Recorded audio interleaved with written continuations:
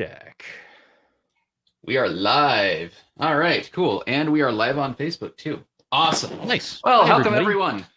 So we've got Tim Berglund with us, and I'm Jason Porter. You haven't seen me for a while. It's been, I want to say it's been an odd year. That was last year, but it's kind of bled in to this year as well, or at least for me it has. But I'm glad to be back here. Hope everyone's doing well. And the approach that we're following tonight, I've got 10 questions that we've seeded down in the maybe 11 apparently. So if you like any of the ones that are down there, feel free to upvote them, and we'll take a look at them, and we'll just do kind of an AMA style stuff. So where is this upvoting? I see. Ask a question. This is all in Crowdcast. It is. Okay.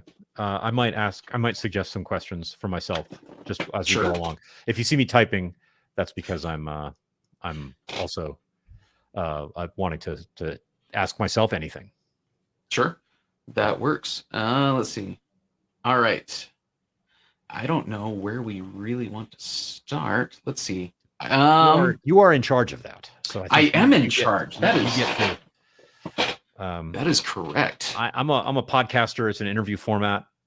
I ask the questions I want to ask. I'm kind of the boss. All good. Let's see. Anything? Well, let me go over any kind of announcements that we've got. I didn't prepare any slides tonight, so it's all good. But we're here in the end. So this will be the end of our 2021 year for UJUG. We take December off just because it's December and no one wants to sit around talking tech stuff during the holidays. So we take that off. We'll be back next year in January. We are hoping at some point in time next year that our venue will open back up and we'll be able to do this live. We will continue to stream as well, but we're hoping to be back live so that we can do this live as well for those that are in the Salt Lake Valley area, which should be good. And as normal, we've got door prizes that we'll be raffling off at the end. I will have everyone's email and whatnot and names, or at least usernames, here from Crowdcast that I will download, and we'll use that to seed our random number generator and pull out names and stuff. As far as door prizes we go, we've got the typical 2 JetBrains licenses. Tech is also offering up some gift cards, and then we also have a 1-year subscription to Venkat's Agile Learner, which is a great boon for anyone that happens to get it. All right. Cool. It's funny when you said you hadn't prepared slides. The first person I thought of was Venkat. I'm like, Jason, do you think Venkat prepares slides? Which is a little bit of a like. No, not anymore.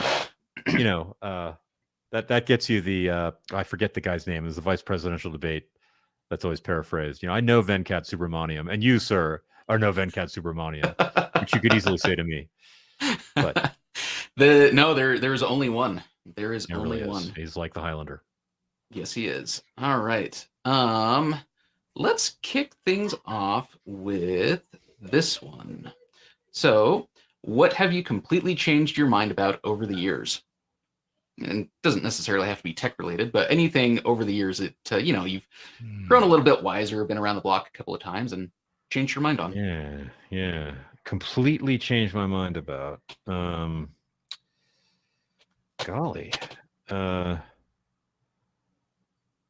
I mean, I've nuanced positions. It's hard to. What have I completely changed my mind about? This is an AMA, so I give theological answers, right? Sure. It's an AMA. I do what I want. Okay. So I'm a what's called a Reformed Protestant. That's like a Calvinist Puritan sort of thing. If you know the family tree there, I used to not be one of those. I used to be a Wesleyan. I used to be a Credo Baptist. Now I'm a Paedo Baptist. That's like a big difference in the way you think about baptizing. Like I baptize babies. Used to not think that was a good idea. So that's a big change of mind. It's not a tech thing. Tech things. Let's search back into the same dark recesses. When I was a younger man, I wrote firmware. That's how I started my career, which is amazing. Love it. Miss it. Debug software with an oscilloscope, soldering iron, X-Acto knife, cutting traces. It's just like reality. Here's the thing I changed my mind about, though. Back then, as that maybe somewhat arrogant young man, I thought this whole thing, like databases and IT things and client server and all the stuff back then in the 90s, kind of a little bit pre-web, right? Just barely pre-web. Right. That is for people who can't hack it. If you were smart, you'd be writing firmware. which, is what a 23-year-old would say, frankly. And definitely change my mind about that. Some of the most challenging problems that there are in computer science have to do with, distributed things. And a lot of those are data infrastructure. So there's a couple of things that change my mind about. Yep. Now I've got a friend that works at not at the firmware level, but really low level stuff, working on embedded telephony stuff. And nice. I asked him one time, what he was working on. He's saying, I was debugging an algorithm and I was able to shave off, what was it, like 2 milliseconds or something like that. And I went, 2 milliseconds? Money, yeah. Oh, good night. That's a level I do not want to have to worry about. Right. A lot of that stuff is Linux these days. So it's embedded, but it's super high level. But it's a rewarding hobby again these days. It's not just Arduino and Raspberry Pi, because those are Raspberry Pi. Again, you're probably going to be running a flavor of Debian, and it's just kind of, you can put IntelliJ on the Pi. It's this computer that happens to be a little small and have some digital IOs on it. And Arduino is like a very curated environment. It's you're programming hardware and it's kind of C, but you're not really on the metal. But there are platforms available that you are, like, you get a reset vector and your code starts running here, and there's hardware devices and you should do things with them. And if you want a real-time kernel, well, that's an option. But all this used to be super capital intensive and stuff that was the domain of professionals. But if it's stuff you like, it's completely possible to do as a hobby now, and it's great. And we'll get to that more later. Right. I don't know if you've really changed your mind on this one. Probably not, but it kind of falls in this area. So have you changed your mind at all? And for those people that don't know, Tim is a very avid amateur photographer and videographer as well. So have you changed your mind about any of the photography stuff over the years? No, I mean, maybe I've certainly grown, formats, right? JPEG versus RAW and any of that kind of stuff. Yeah. LUTs, I mean, that's color grading. That's like a growth thing. I haven't, there was no time at which I thought RAW is stupid. There was a time at which my skills were not in a place, my development was not in a place where I could take advantage of that. But like any living thing or person in a developmental process, it's not bad to shoot JPEG when you're shooting stills, when that's what you know how to do. But then, oh wait, you develop these new skills, you get some new tools, and you're like, oh, it's actually frustrating. I can't do things that I want to do with JPEG. And now I have the skills to do that. So it's not a change of mind. It's just a growth process. And it's not, I think that's an important point. I might harp on this more than once. It's just been a thing I've been thinking about. The early days shooting in JPEG, you can't look back on those like you were stupid or wrong or like you fixed something. You weren't ready to do more. And if you tried to jump into the hobby with everything you know now, you wouldn't have done it. Your mind would have been fried and you just wouldn't have been able to participate. You have to grow through steps. And similarly, like I used to shoot, freaking 8-bit 420 H.264 HD on a Canon 60D or 60. And like I look back at that now, and that's that's like, are we animals? But again, that was the tool I had. That was all the post-processing steps I understood, the kind of workflow after the fact. There's a lot of stuff that's hard to learn, that you have to want to learn to be able to get something better. And that's just a process of growing and developing in your skills there. And that applies to literally anything we do. Your work as a software engineer. If you look back, if you've been doing it for more than a year, you look back at what you're doing a year ago and you're like, who is this idiot? Well, remember, she's not an idiot. She was a person who was doing what she was developmentally capable of at the time. It's like if you have a toddler and you're like, you're so stupid, you always fall down and hit your head. You don't say, well, if you do say that to a toddler, like literally get help, but you don't say that to a toddler. That's what toddlers do. There, long answer, but I like that. All good. All right, let's see. The next one that we've got upvoted. What recent technology developments most excite you? Okay, Ian said Lloyd Benson to Dan Quell, read Jack Kennedy. Thank you, Ian. Couldn't remember the name of Lloyd Benson. I knew it was to Dan Quayle about Jack Kennedy. but Lloyd Benson, and he was the vice presidential candidate with Ross Perot, I believe. So thank you. Could you, Jason, totally distracted by that, could you repeat the question? Sure, we can repeat. What recent technology developments most excite you? Okay, well, I'm going to go with everything happening in event-driven architecture. So it's certainly public. Oh yeah, Dan, that would have had to be Dukakis, because Quail You're reading the comment now, aren't you? I totally am. No, I'm sorry, I'm distracted here. Quail wasn't Bush's VP. That was Cheney in 2000s. That would have had to be. That was a long time before that. Wow, yeah, that would have been 92 then, which is the first presidential election I voted in, being a man of a certain age. Anyway, thank you, Ian. Exciting things in tech. It's I guess public fact that I'm moving on from Confluent. I've been there 4.5 years. And so I'm looking for what I'm going to do next. And I don't know what that is, but that's not for lack of enthusiasm about event-driven architectures. I think I really believe that and somebody is going to say, and Ian, it's not going to be you, I know. Someone will always say, event-driven architecture isn't new. And yes, I know it's not, but its success is new. Okay, this paradigm and this tidal wave now, in fact, is a new thing. To some degree, you could say the same thing about distributed computing. Right. It's not a new idea, but here it is now. Everybody's a distributed systems developer all of a sudden. So it is new as a thing that we are experiencing as an everyday thing. And I think event-driven architecture is a revolution, absolutely on par with client server.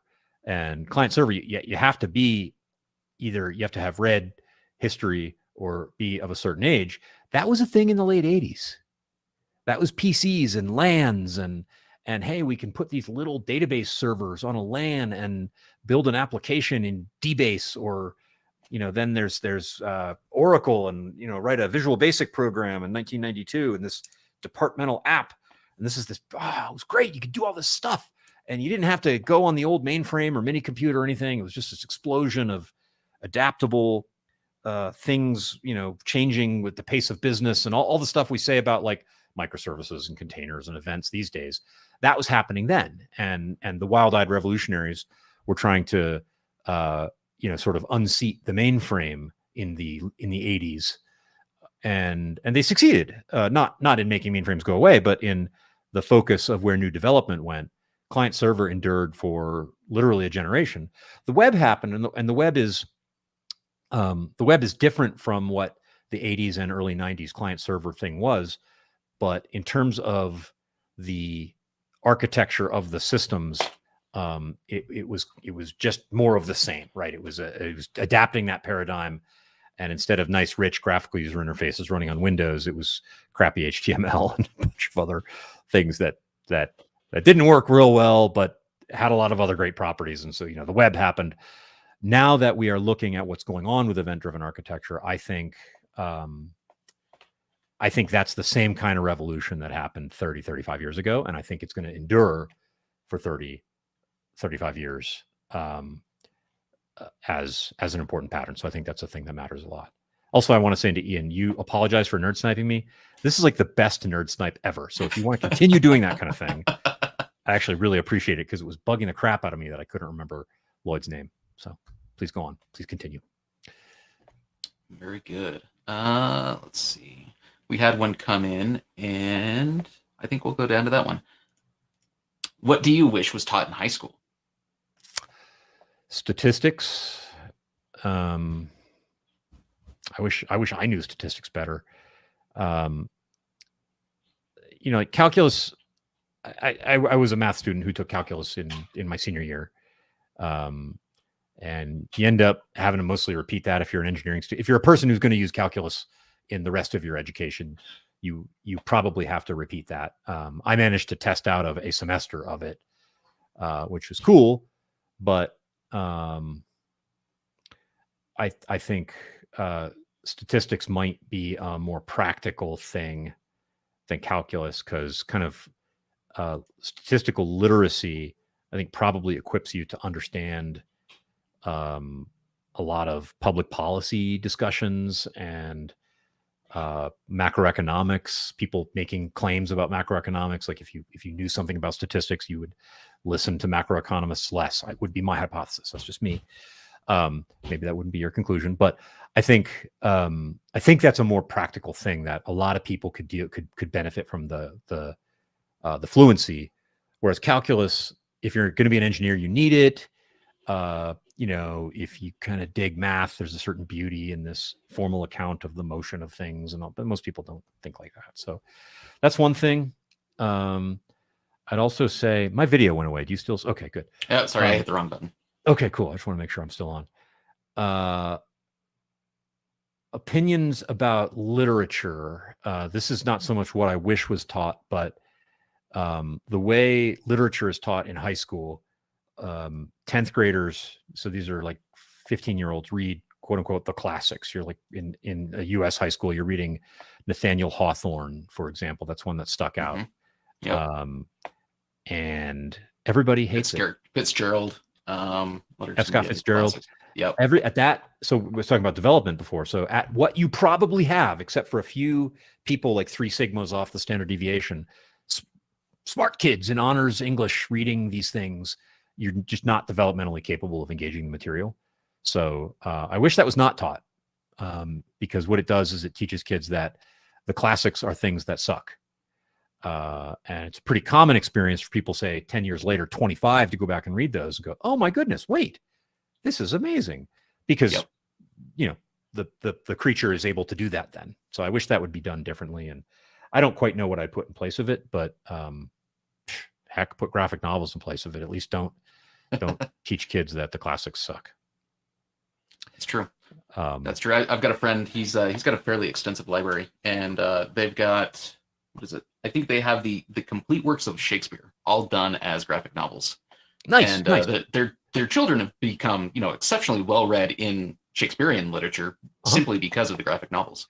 And see, Shakespeare is a thing that that people of that age can engage. In fact, teenagers, especially the comedies, because there's a certain species of joke that we won't name in this live stream thing that you hear over and over again in the comedies. The problem is the language, because the Shakespearean English isn't the language you speak. And so you think it is, and you think, oh no, I can understand this. But then you read a commentary on it, you're like, oh, those were all naughty jokes, and I only got like 2 of them. And it turns out there are like 6 on every page. So you need help. It either needs to be translated or put into some other form. But I'm 100% down with Shakespeare. I think that stuff works. You just have to. It's heretical, but you probably have to translate it.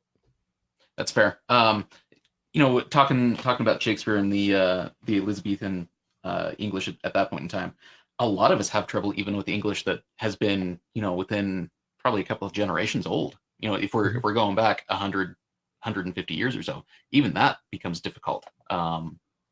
Just because of the way that we speak, the way that word language changes, definitions, all of that.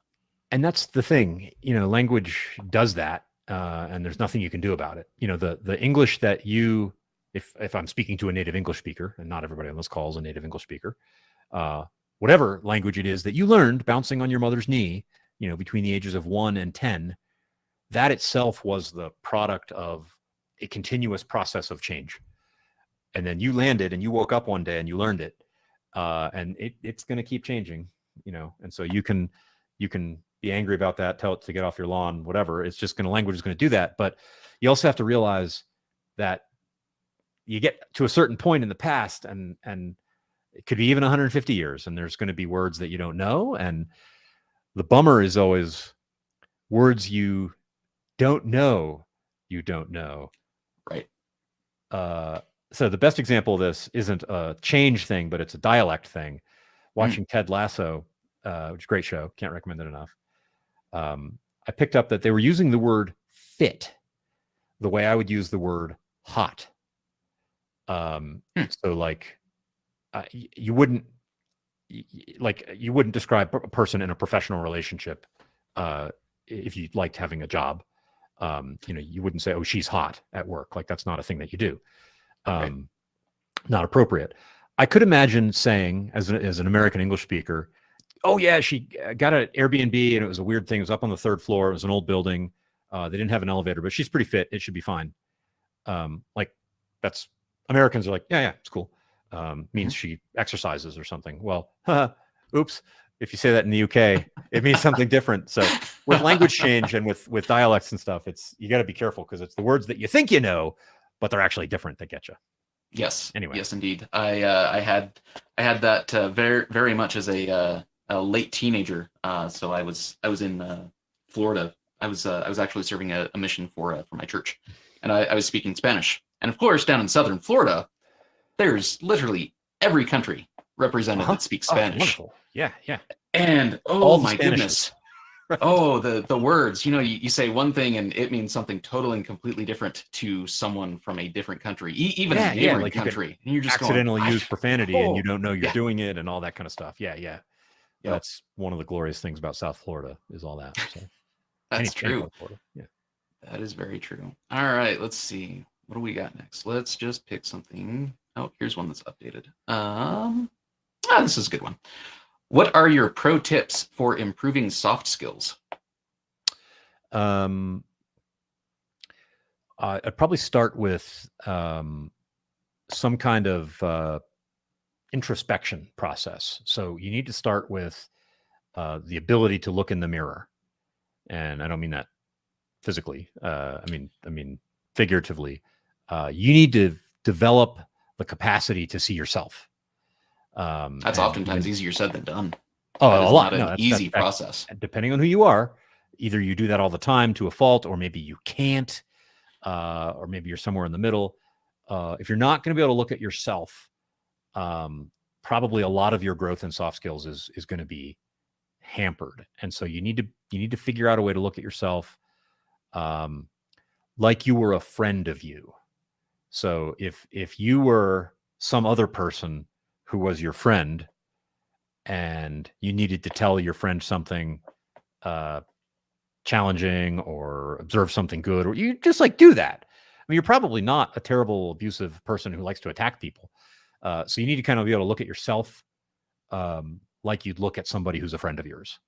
If you can try to make that substitution, that might give you a little bit of a more objective view of you. So I think that's where it starts. And next step is a lot like it. You need to be able to empathize with other people. You need to be able to understand what a person is feeling and get inside their head a little bit and feel a little bit of that. If you have those things down, there's all kinds of technical things that you can communication skills and presentation skills and persuasive skills. There's this really great masterclass by Chris, the FBI negotiator. Somebody in chat, his name. If anybody knows it, he wrote Never Split the Difference. He wrote a book. So anyway, masterclass.com. He's got a great video course on basically on negotiating with his FBI hostage negotiating skills. There's stuff like that that's really great, right? Like kind of these techniques like mirroring and labeling and redirecting questions and all this stuff that are good things to learn. And kind of the world is your oyster in soft skills, but you need to look at yourself and you need to be able to empathize with other people. If you can't do those things, you will not be good at soft skills. And maybe you can't, right? And so maybe soft skills are not going to be your thing and hard skills are going to be your thing. That's an option. But I think those two are the foundation, and you have to, you got to do those before you start thinking about the techniques. Chris Voss nailed it. Thank you. Rogelio, thank you very much. Yeah, Chris Voss, super cool. That masterclass thing, I've watched it 3 times. I mean, it's so good. Excellent. Very good. So kind of sort of continuing in that vein, we had a question come up. So the question, and I think I'm going to rephrase this a little bit. How would you handle a situation if someone is always late for a commitment or a deliverable, or just simply late to an agreed upon time? This kind of harkens back to that soft skill thing. It does. Depends on what the relationship is. Is it like a subordinate? Is it my boss? Is it my partner, spouse, girlfriend, boyfriend, brother? It's me and the boys getting together for sushi on Tuesday night. Sorry, I happen to have a calendar item on next Tuesday that says sushi with the boys. Nice. So it depends on the relationship, yeah, and like what's at stake. So I'll just take it professionally. Assume that you mean professionally. I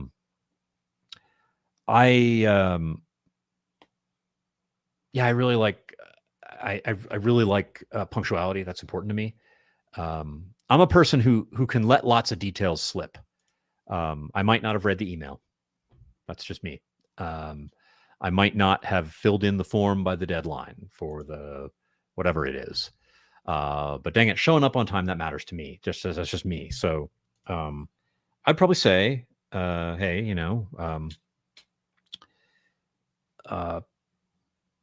it seems to me that when we have agreed upon a time, often you're a little bit late, and that impacts me.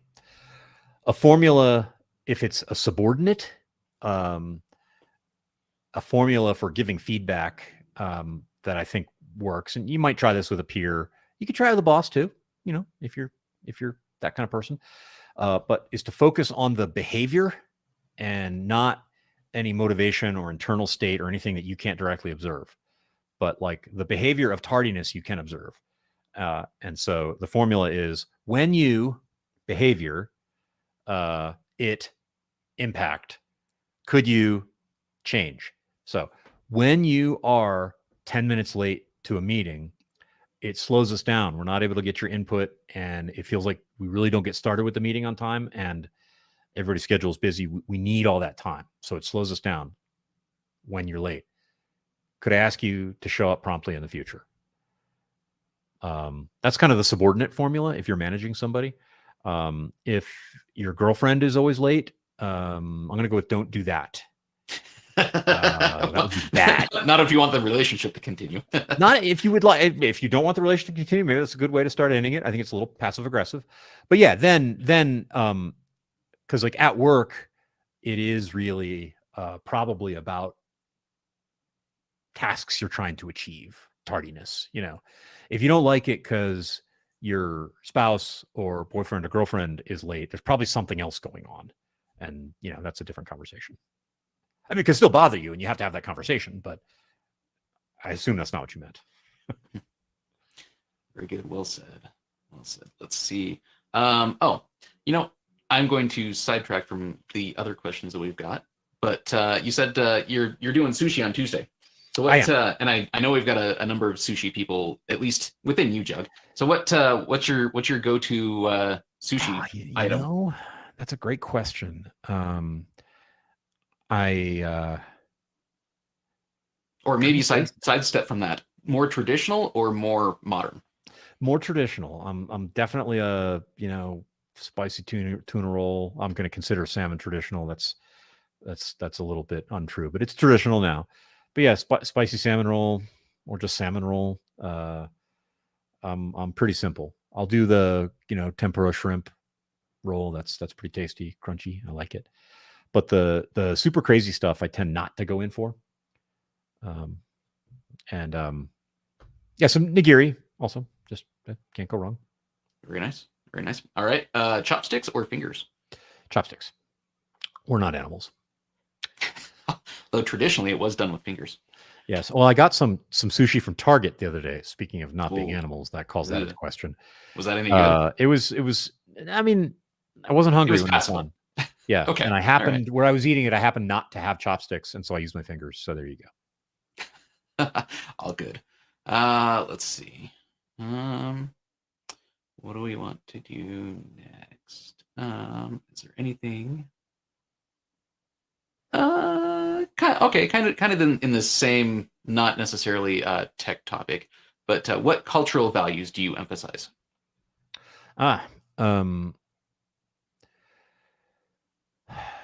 Probably top of the list is safety.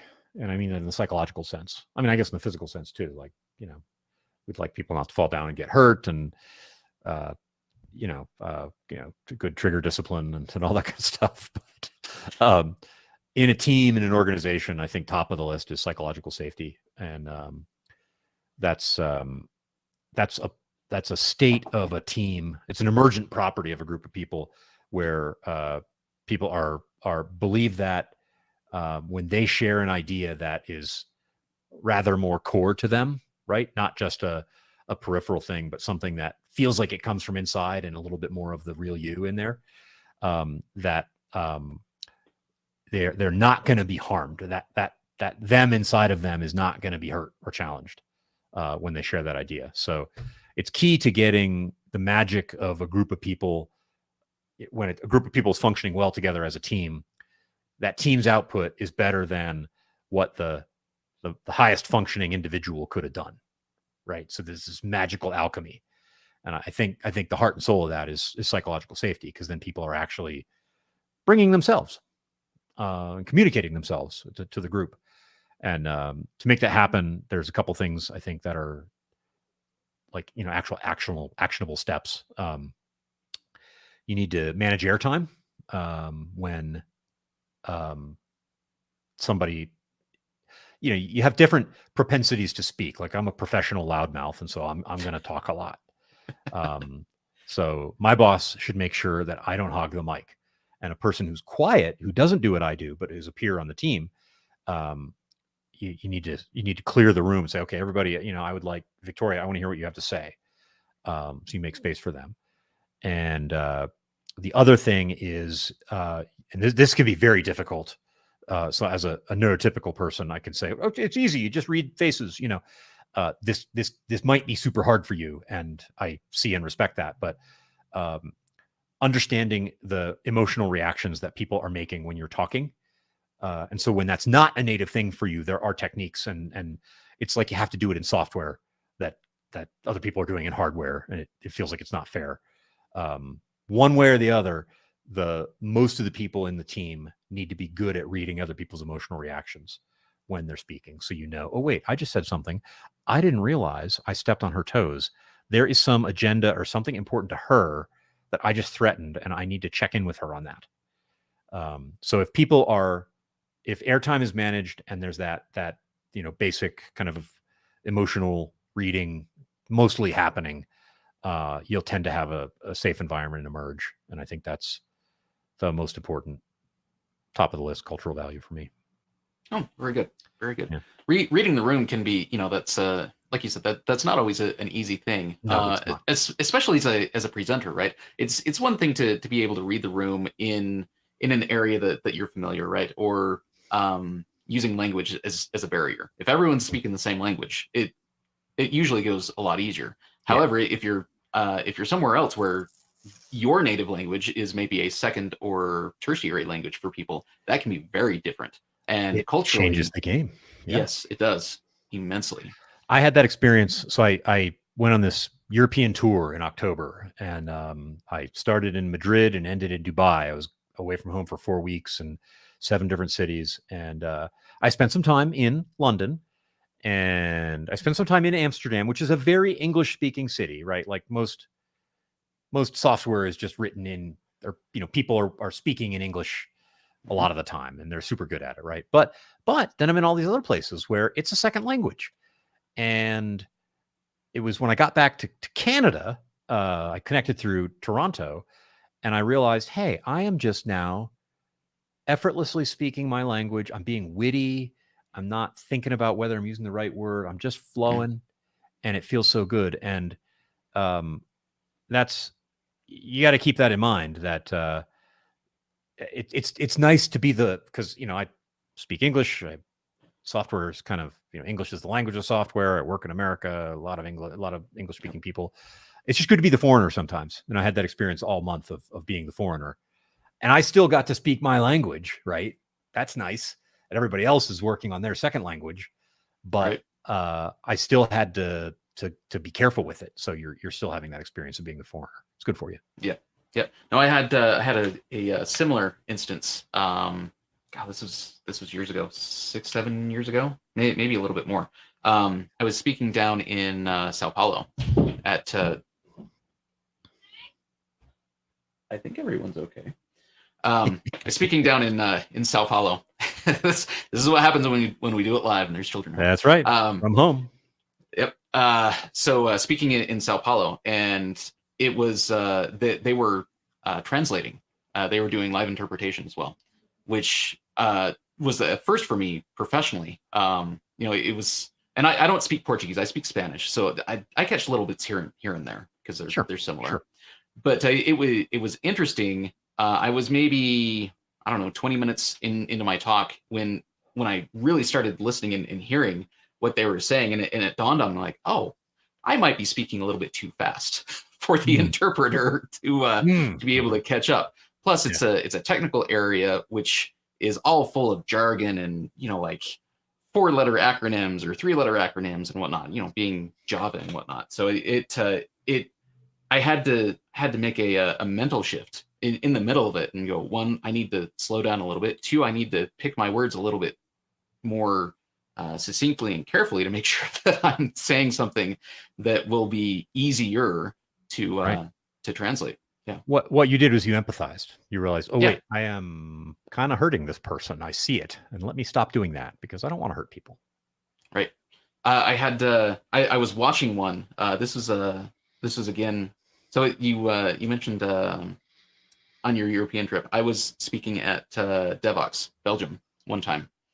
And there was someone that was deaf that was listening to the talks, and they had I was going to say ASL, but over there it's not ASL. Right. They had a it's sign not language, right? They had a sign language interpreter, and I felt for that person because I can only imagine how difficult it would be to interpret a technical talk into sign language. Yeah. Oh yeah. That'd be tough, but hey, the people who are good at it, they make it happen. That's right. That is true. All right, let's see. Oh, you know what? Well, while we're here on conferences, this one just popped up, so why not? What are your tips for getting the most out of a conference? Well, since you've just done a bunch of those. Yeah. See, here's the thing. I'm useless at that because because you're a presenter and right. Yeah, it's different. Don't wait until the night before to do your slides. Wait until the morning before to do your slides. Morning before? What are you talking about? No, like you should be polishing up like 5 minutes before. Yeah. Make sure the demo. Make sure you're pushing the last commit on the demo from the platform. I did that once at reInvent a couple years ago, but I'm actually not good at that because I haven't been a conference attendee really since like 2009. And I guess what I did, I'm trying to think, that was No Fluff Just Stuff. I went to the Denver No Fluff Just Stuff show, like 4 iterations in a row. It was two in a year back then. There was a spring and a fall show in Denver. To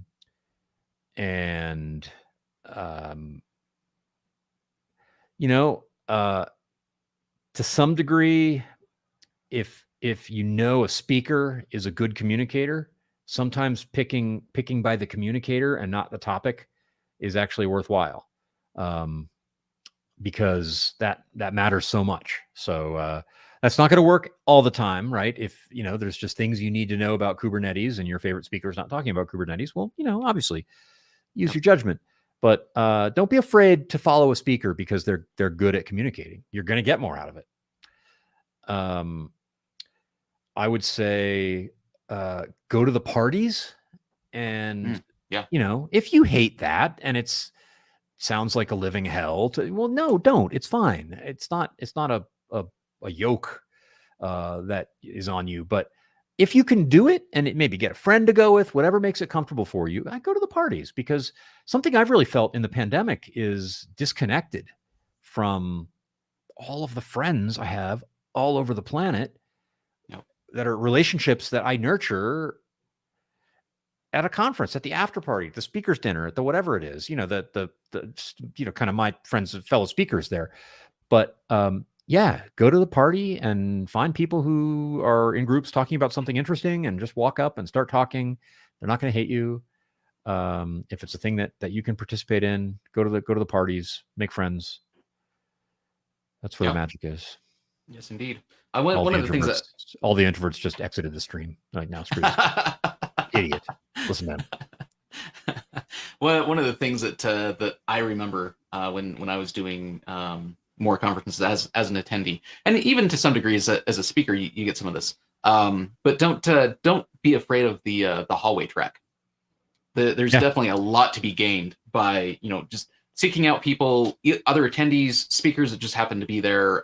Maybe a follow-up question that you've got, or just at lunch or whatnot. Make new connections and whatnot. Find out what people are interested in, what they're working on. There's stuff to be gained all over the place at a conference.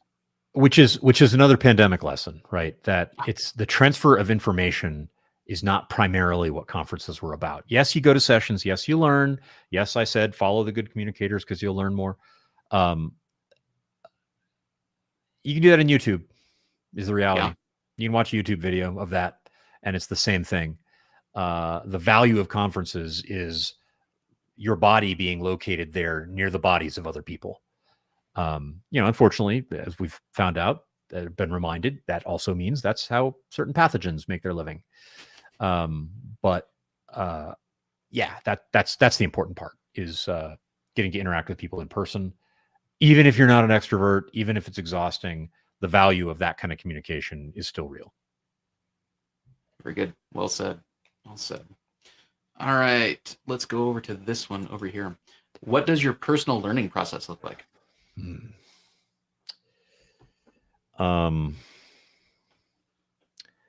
Get interested in a thing and dive into it real hard. And it just depends. It's something, there isn't, it kind of depends on the thing, right? Okay. So do you prefer breadth or depth when you're learning something?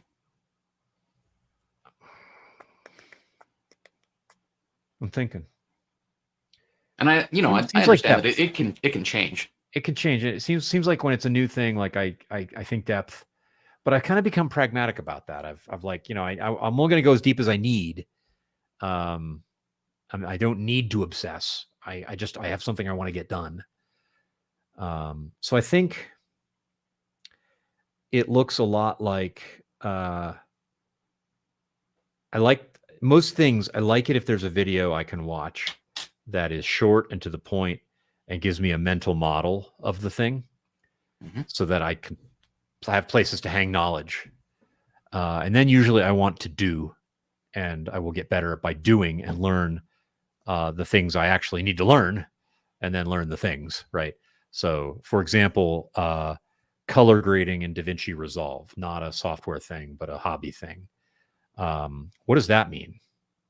What's color grading mean? Okay, well, I need to learn a little of some color theory stuff, and that's interesting. And histograms and scopes, and okay, those are things. This is kind of what the program looks like, and this is what log means. I kind of want to know that. Okay, good, I understand. Now, where are the dials that I fiddle? Okay, now let me try fiddle those dials. Oh wait, I don't remember anything. Let me watch another tutorial focused on this thing, because now there's this task I have this drone video. It looks like garbage. I want it to look nice. Okay, now I see that. And like, I've got that little basic thing down, and I'll do that over and over again. And then I'll start to bump up against limits. Again, this developmental process where, eating mac and cheese 3 times a day works when you're 3. And then all of a sudden you're not 3 anymore, and it sounds terrible. And you realize, oh wait, no, I need this other thing. And you start to grow into that thing. So there's a developmental angle to it, but boy, that's the best I can think of. That's a tough question. All right, very good. So that kind of bumps into this next one that I've got. So what started your interest in computing? Maybe we should have started off with this one, because that's how they usually start. But yeah, whatever. Yeah, some early memories have to do with the TRS-80 on Radio Shack. So I, when I was maybe 8, got into electronics as a hobby. I wasn't very good at it. I'd get like, radio electronics magazine from the store and build this, LED sequencing circuit. And most of them just never worked. But I had fun, learned how to solder, learned kind of what the basic components were. I spent a lot of time in Radio Shack, and back then they merchandised the TRS-80 up front, right? Mm-hmm. And one early memory is Eliza. And Eliza was early, so many things are called AI that are much more A than I. But Eliza was a psychotherapist, if it matters, a Rogerian psychotherapist. That's a talking therapy where you mostly just kind of repeat back things. Like, yeah. Oh, your girlfriend. Yes. And so Eliza is that program. And I sat down and typed. It says, tell me about your problems. And I typed something in, and it was like having a conversation with me. And I couldn't believe how cool it was. And around that same time, we took a trip out east and went to my Uncle Ralph's house. Uncle Ralph had a TRS-80. I got to play Lunar Lander on that. That just blew my mind. And then come to 5th grade and the Scholastic Book Club, that little newsprint thing that you circle books on, and you're so hyped when they come in. Well, I got a book on basic programming, and I read it, and I'm just like, this is the thing that I would want to do with my life. What other things are there that you could do? Before I even had a computer. And then I got a VIC-20 for Christmas that year. That was 1982 in Denver, the year of the giant 3-foot blizzard on Christmas Eve. Magical year.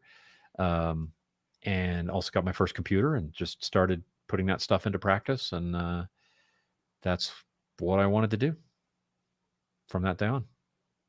Very good. Nice. Very good. Let's see. We'll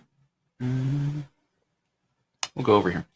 And Tim, if you said you might have some questions as well, if you want to put one in, go for it. Oh, I was kidding. I do need to get water though, so I can hear you, but keep. All right, sure. Oh, all right. This one's a follow up. So this one comes from Ivan, and we're gonna come over here. Well, whatever. What type of programming did you start out with, and what did your what did you first program? Oh, okay. Okay. Well, you mentioned Eliza. Right. I was just as a user. Basic was my first language. Commodore Basic on a VIC-20, then a Commodore 128, kind of weird machine that never really took off. And from there, my dad, like a year later, got a non-PC compatible DOS machine called the Victor 9000, and GW Basic on that machine, and assembly language. I learned 8086 assembly language, wrote some code in assembly language. It was pretty legit. Then a couple years later, worked at a computer store. They sold Amigas, so I got an employee discount on an Amiga 500. And I got the Lattice C compiler and the White Book. This is my junior year of high school. The White Book is not a language specification, also not really a tutorial. We have better ways of doing that these days. That was pretty brutal, but that's how I learned C, right, with the White Book.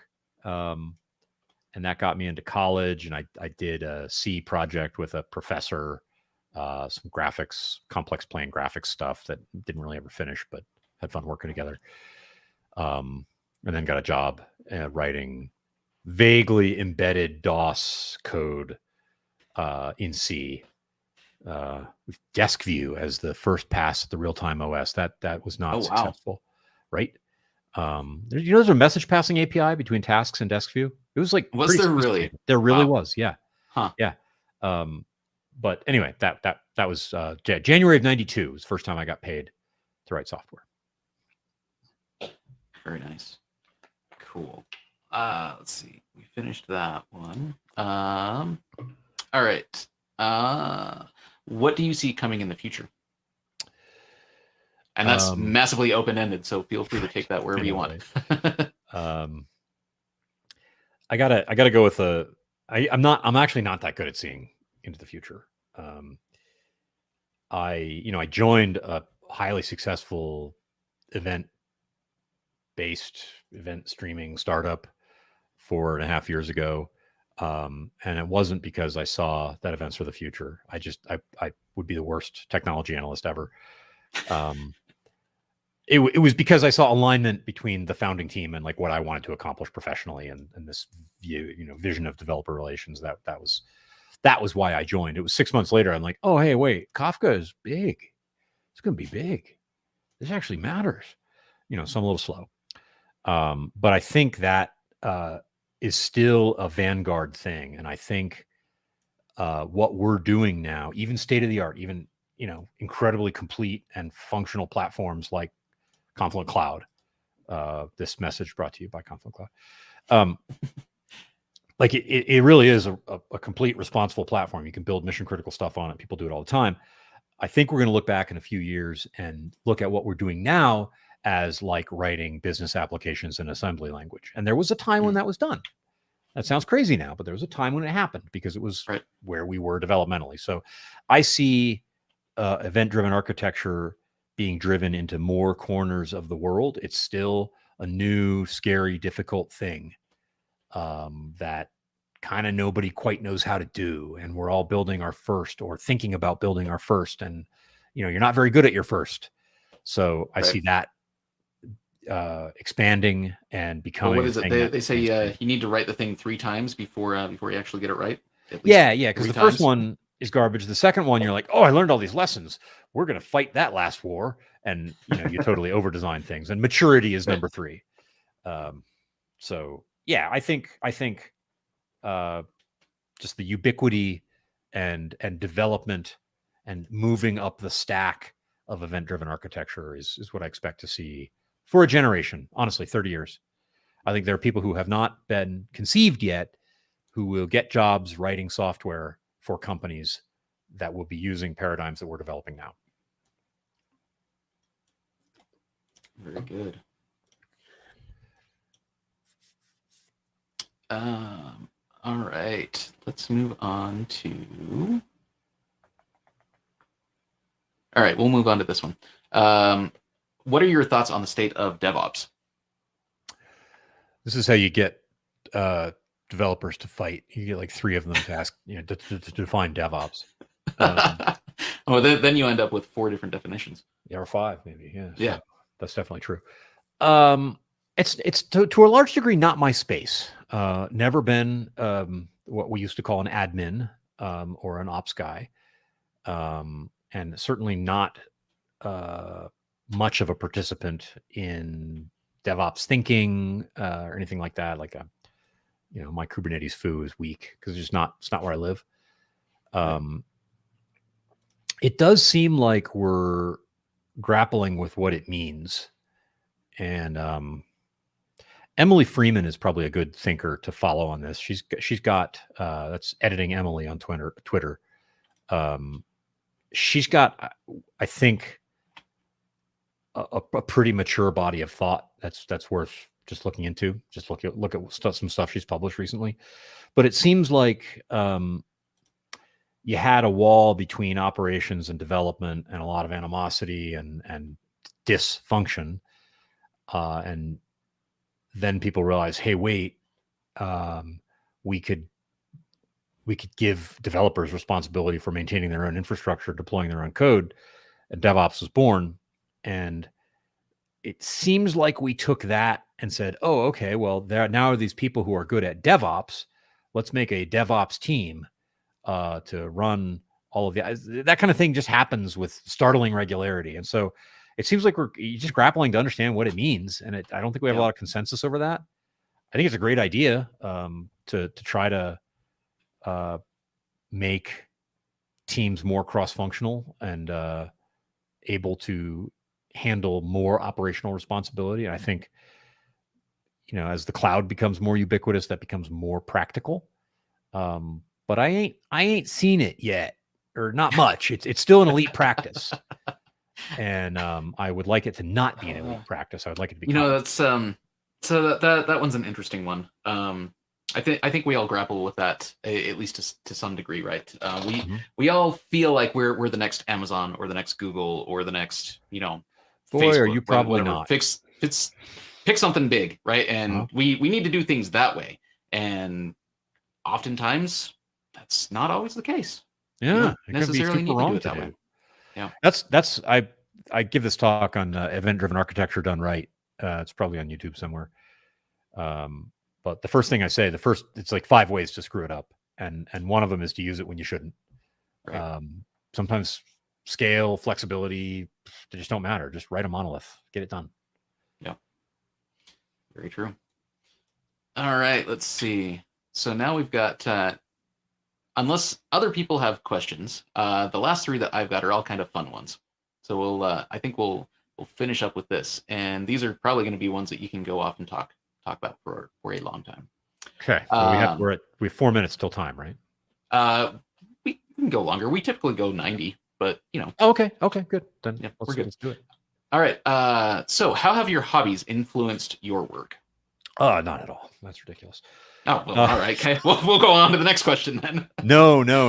This is a huge one. So, you mentioned I'm a photographer and really videographer, and that's a hobby. It's something I'm passionate about.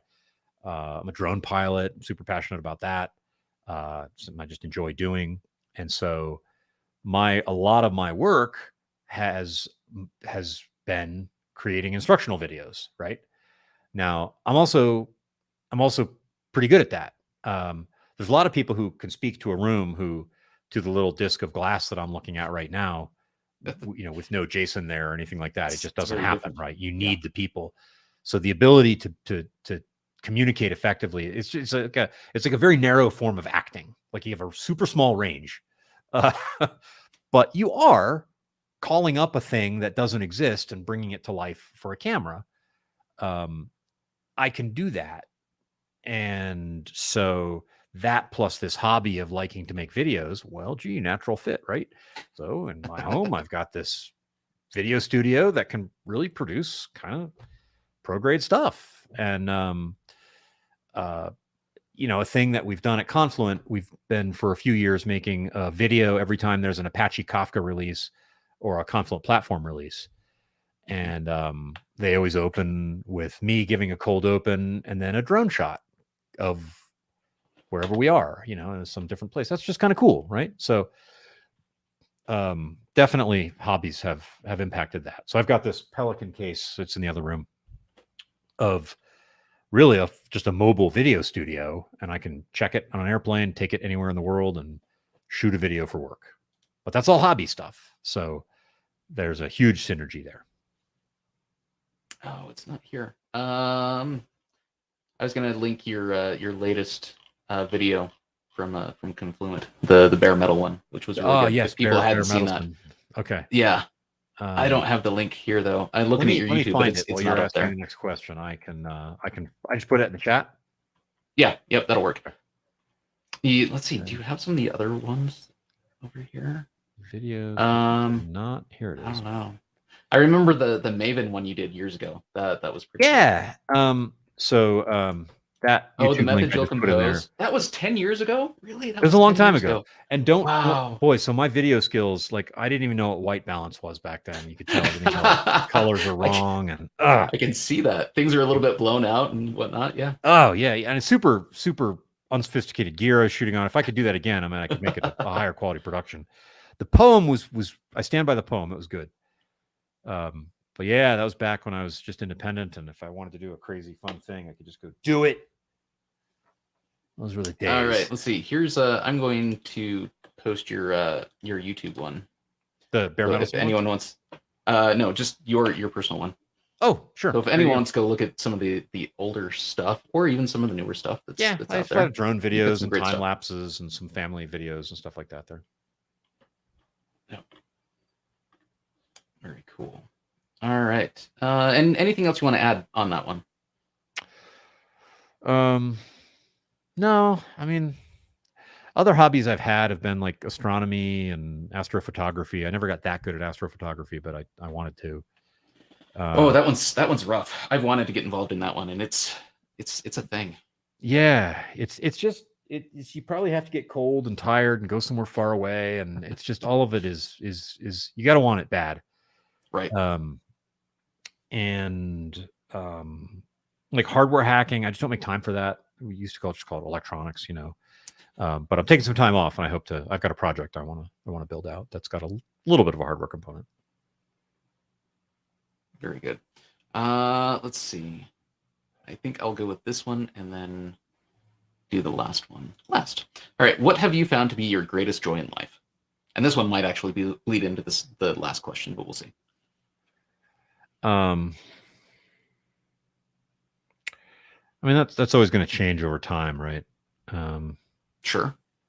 But I think, to the 49-year-old Tim, seeing my children become adults.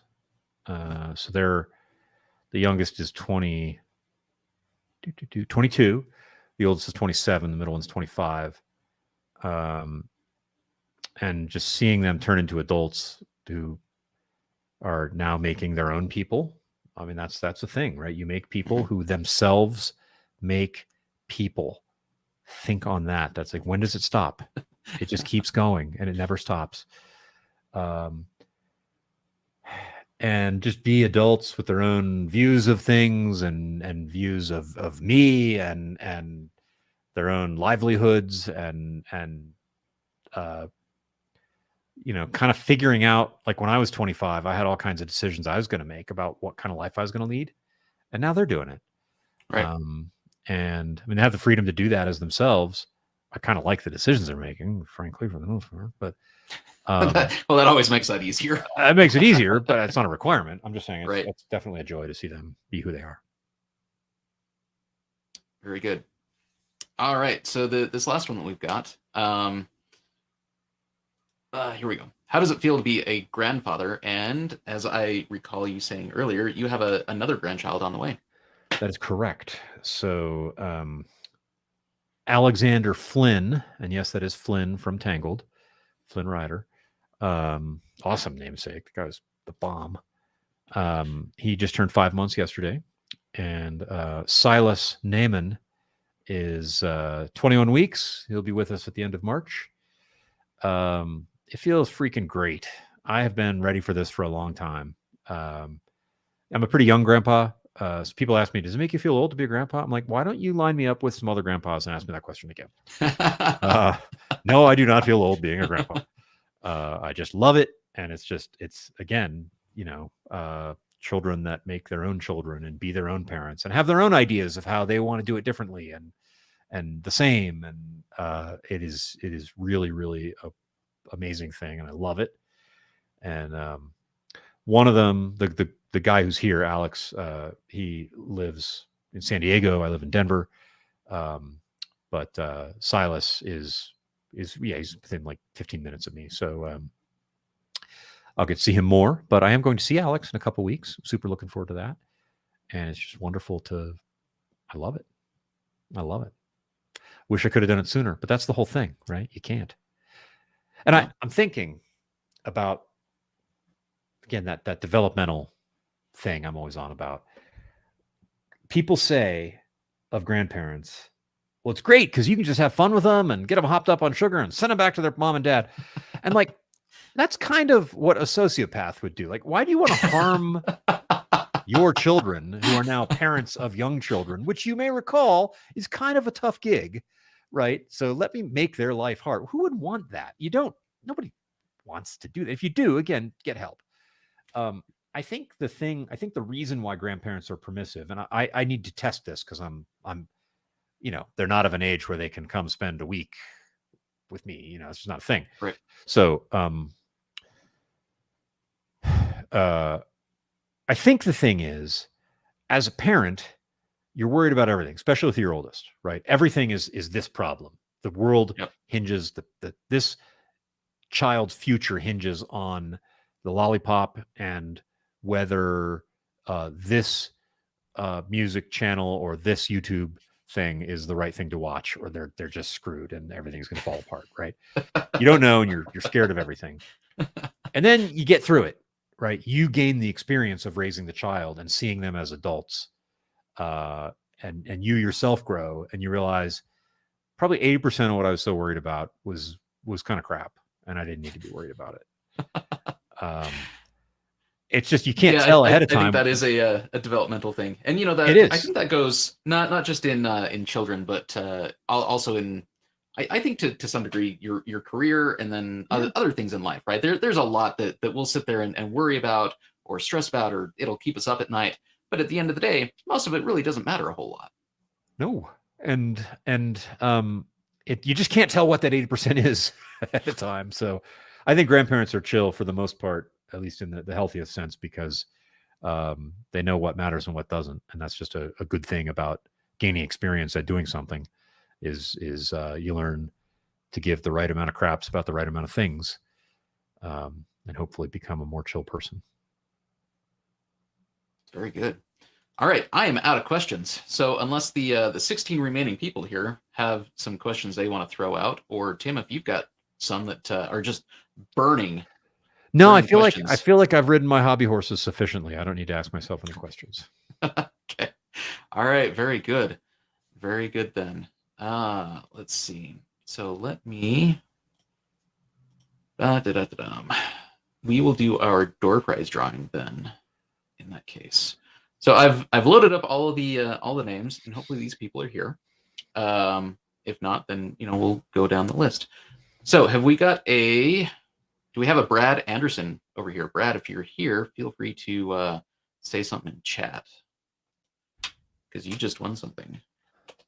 If you're here.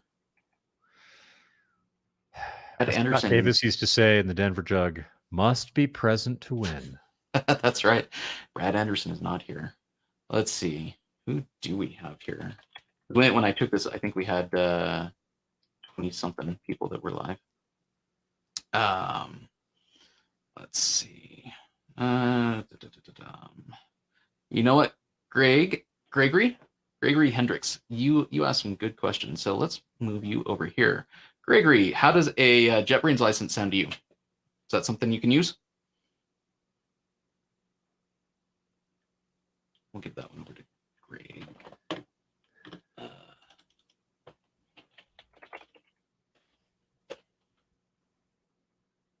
I'm not seeing anything, but yep.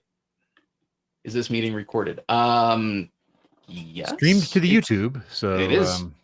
It goes up on the good old YouTube servers and whatnot. So yep, there is that. It becomes a YouTube video. Everything I've said recorded forever. For posterity, forever and ever. And ever again. Let's see. David Marsh is our next one. David, it looks like you're here. So Tech Systems, who is one of our sponsors here at UJUG, has yes, indeed. They have very graciously given us 2 $50 gift cards to raffle off. So David Marsh, you are the winner of one of them. Congratulations. And let's see. They are not here, so let's find someone else. Got them. All I've got here is a first name. So Mark, could you use a Agile Learner subscription for a year?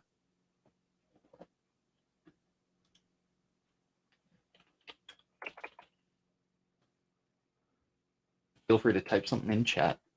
And I know we've got the wonderful world of delay in live versus video and whatnot. Right. I don't remember what the delay is here on Crowdcast. I know on YouTube it's 8 seconds, but I imagine it's probably something similar.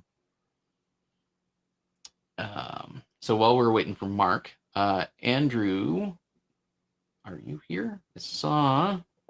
Yeah, Andrew Wan. JetBrains license. Will that work out for you? And then the last person we've got is also not here. Let's go with.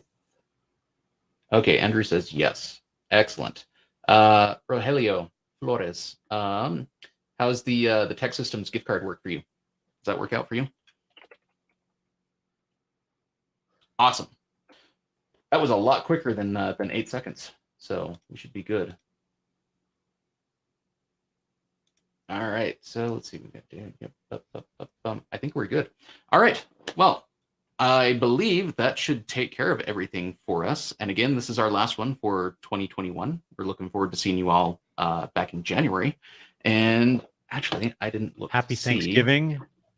Merry Christmas. Indeed. Happy holidays. Everybody enjoy. The rest of this season can be difficult sometimes, but there's also beautiful things find if you look for them. So I hope you can have a good rest of your year. That is true. Let me see what we've got on deck coming up in January. All right, so in January, we're kicking off the year with Matt Rabel. Nice. And we are doing Cannot go wrong with an that guy. Interview with Matt. Yep. Love it. And then followed up in February, we have Venkat, who comes back every year to do one of these things. So all right. Happy to warm up for those two. Very good. David, if I should have your email, but just in case, why don't you email board@ujud.org and we'll get things going from there. So I think that should do it for us tonight. Thank you everyone for attending. Thank you, Tim, for being here with us. We appreciate it. Absolutely. And I am going to go get some dinner and mix myself an old-fashioned. Excellent. Very good. Well, enjoy your evening then. Take care. Right. Thanks, everyone. Have a good one, everybody. We'll see you next year. Thanks.